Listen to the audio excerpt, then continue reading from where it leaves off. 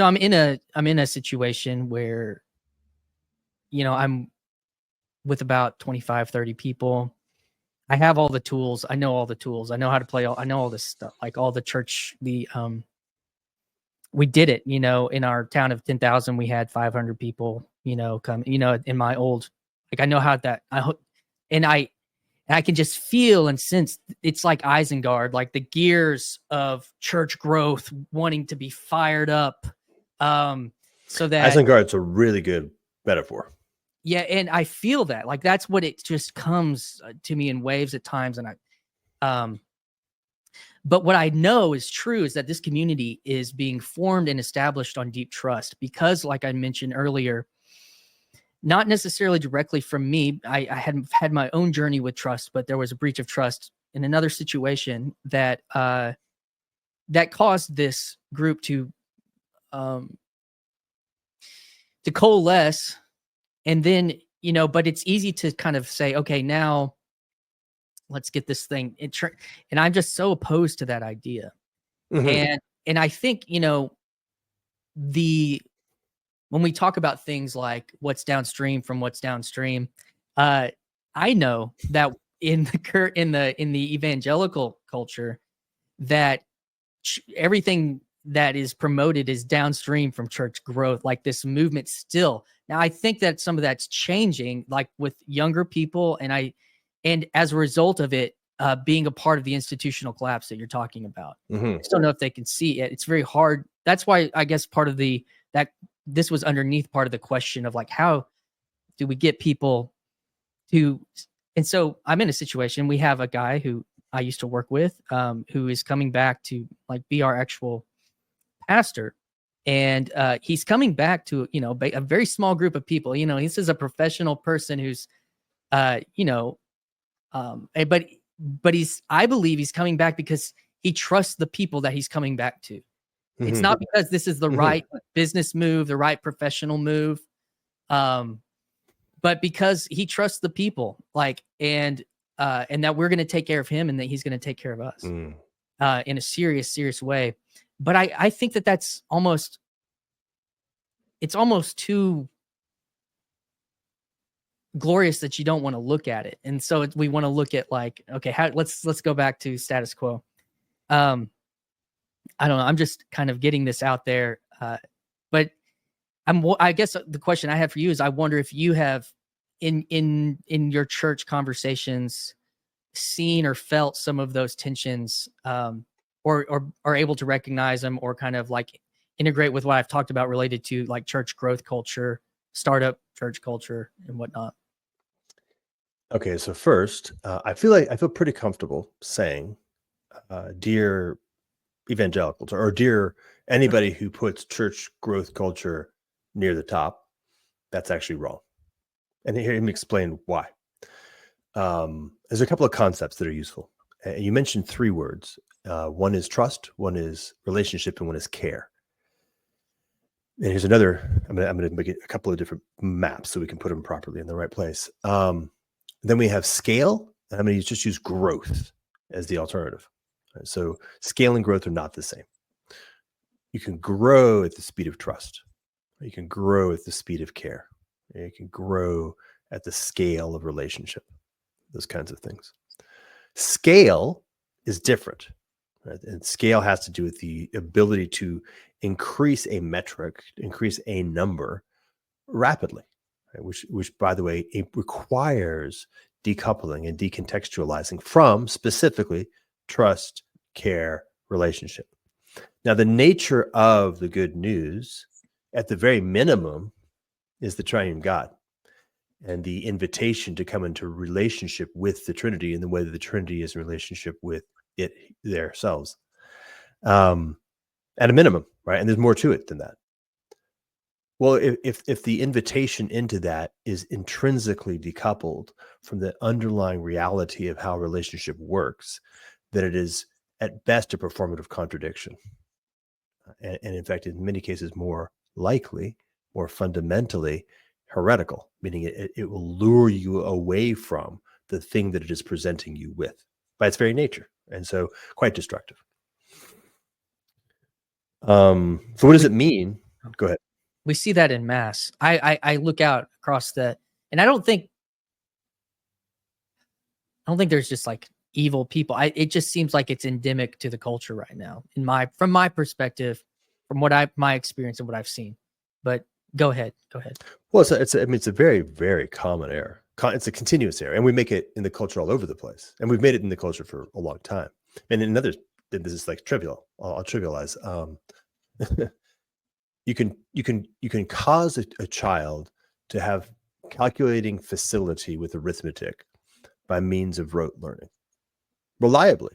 Right? So you can scale a certain a quality of competence in arithmetic. You can scale it. You can reliably cause lots of children, like think about it like stamping out with a machine, stamp.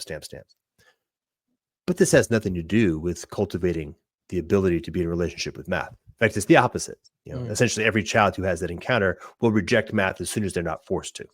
Yeah.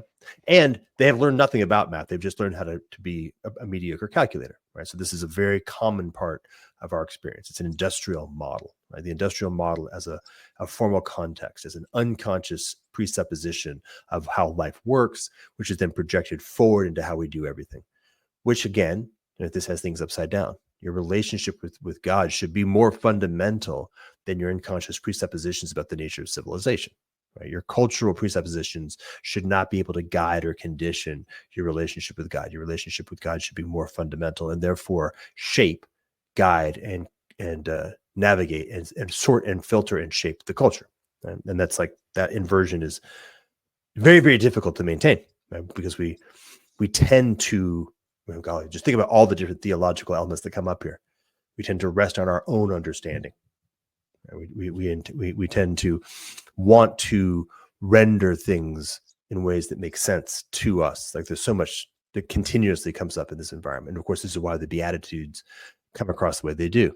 Right? Christ is giving an inversion story. The way you think you understand the world, it's actually upside down. Deal with that. Once you've dealt with that, you've reoriented in the right direction. Now the kingdom of heaven is at hand. Right? Come on in. The water's fine.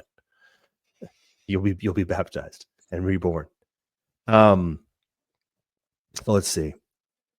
And this conversation has been actually very present at my church during the context of the hurricane, because we noticed that there was a presencing of something like, there's something strong here. Like we're doing the thing that we have talked about. We're doing the thing that we think that we ought to be able to do, and we're actually doing it. It's a little bit like saying, hey, up until now we've been practicing, now we're in the game, and it's actually operating the way that we had hoped that it would or expected that it would in some sense.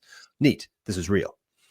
And a continuous surprise, maybe surprise is the right word, astonishment that we aren't planning.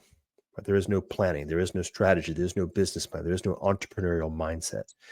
And we have a hesitancy. Like on the one hand, clearly, yes, we want to bring all people into the kingdom. And something about bringing in 500 people, moving us from 150 to 500 feels like it might actually break something. Yeah. And definitely there's no intent. So it's more along the lines of, hey, if God wants to bring 500 people into this church, God has every capability of bringing 500 people into this church. When you look around, you're like, how many people here were brought by anything other than astonishment? Everybody's just like, I don't even know. I still don't know why I'm here or how I got here. It's, I look around the room just this last Sunday, like half the people have been plucked in some profound way, have found themselves migrating into this and can't quite explain why, but there's definitely, they're guided by faith. They're guided by a profound sense of what their life has cultivated them as the direction towards the God the Father. And I think it's just how it's supposed to work. I mean, now, then again, right? Then you got your ortho bros, and I love them. I love the ortho bros. Or now I don't have just ortho bros. I've now met some ortho ladies, and they're amazing. They're beautiful. Purity, so strong. And there's a lot to be said for purity. The allurement, the attraction of and the degree to which purity is intrinsically convicting. Like just so much is I cannot and must not. I must become vastly better just by virtue of being in the presence of a like Peggio's wife. I don't know how he endures the intensity of how like awesome she is. I'm sure he's had to have grown into that over time. So that's awesome, and there's definitely something going on there, no question. So the challenges are, what do we do? Like, how do we deal with this? And this is another question that has come up. God, how did that work? So 3 weeks right after New York, maybe a week after New York, when I was in New York City, I had already prearranged a gathering of people, which was all spirit driven. Like, I didn't know exactly what, why or who, but every time I would encounter somebody, I was like, that person's supposed to be there. I'm not sure why. Fair enough. Keep a list, send it out. Hey, you guys, I don't know why, but I think for some reason we're supposed to get together. None of you know each other. Come. So we did. We had a gathering. And as it turns out, a big part of what happened in the gathering is a conversation about what is the emerging form of the church. Like, there's something going on, right? The form of the church is going through a profound transformation by necessity. We're in a moment where that's just going to happen. And what's happening, or better, how do we relate with that properly? Like, how do we live in harmony with what's happening? And so I guess the short answer, or the extremely long and convoluted answer to your question is, yes, this is very present at my church now. It's extremely alive by necessity because it continues to grow in ways that are surprising and encouraging. And it grows, right? It does not scale. We are not averse to having more people, but we are definitely averse to trying to have more people. Yeah, I like that. Not averse to having more people, but averse to trying to have more people. That's simple. Hi, this is Christian Baxter, and you're listening to Yours Truly, a place we go to think out loud.